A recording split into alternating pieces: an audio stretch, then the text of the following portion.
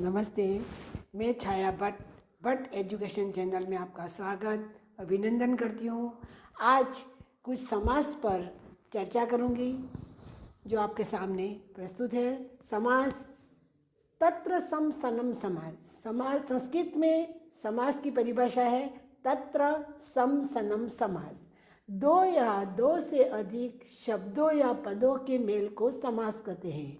दो या दो से अधिक शब्दों को पद भी कहते हैं और शब्द भी कहते हैं। दो या दो से अधिक शब्दों या पदों के मेल को समास कहते हैं। समास का अर्थ है संक्षेप। समास का अर्थ होता है संक्षेप। शब्दों में संक्षेप करना ही समास कहलाता है। दूसरी परिभाषा पहली है संस्कृत में तत्र सम सनम समास। हिंदी में दो या दो से अधिक शब्दों या पदों के मेल को समास कहते हैं। समास का अर्थ है संक्षेप होना। संक्षेप करना ही समास कहलाता है। अब समास के 6 भेद हैं। अव्ययीभाव समास, तत्पुरुष समास, कर्मधारय समास, द्विगु समास, द्वंद्व समास, बहुब्रीहि समास। अब अव्ययीभाव समास की पहले एक समास को मैं व्यक्त करूंगी। सबसे पहले ले रही हूँ अव्ययीभाव समास। अव्ययीभाव समास, इस समास में पहला पद प्रधान तथा अवयव होता है। पहला पद प्रधान मतलब ये प्रतिदिनम। प्रतिदिनम में ये प्रति और दिनम 2 पद हैं। तो प्रति है वो पहला पद कहलाएगा, दिनम है वो दूसरा पद कहलाएगा। तो यहाँ पर इस समास में पहला पद प्रधान और अवयव होता है। प्रति अवयव भी है और ये पहला पद प्रधान भी है। तो यहाँ पे प्रधान तो पहला पद प्रधान तथा अवयव होता है और दूसरा पद संज्ञा होता है। दीनम यानी संज्ञा।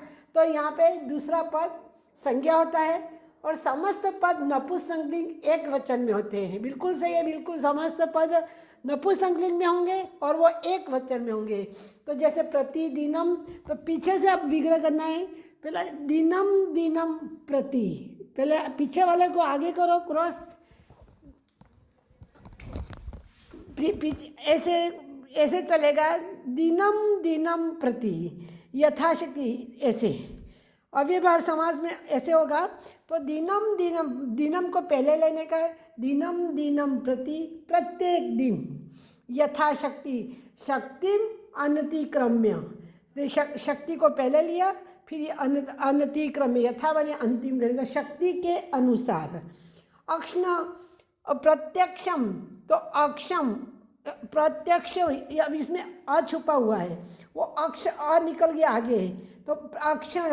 और प्रति छुपा हुआ है, तो आँखों के सामने। अक्षण प्रति, तो ये पहले ऐसे क्रॉस में लिया, पीछे को आगे लो, आगे को पीछे करना।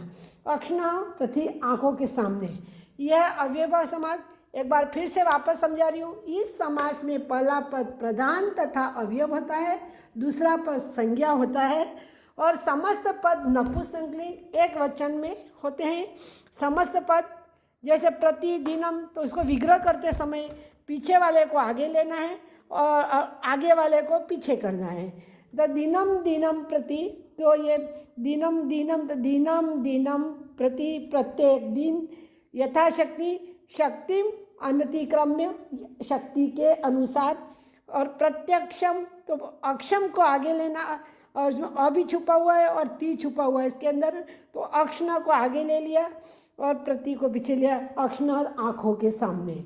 इस तरह से ये अव्ययीभाव समास है। बस याद इतना ही रखना है इसमें कि अव्ययीभाव समास में कि समस्त पद नपुंसकलिंग में होंगे और एक वचन में होंगे। और समास का पहला पद प्रधान होगा और अवयव होगा, दूसरा पद संज्ञा होगा। ये परिभाषा के अनुसार इतना ध्यान रखना है।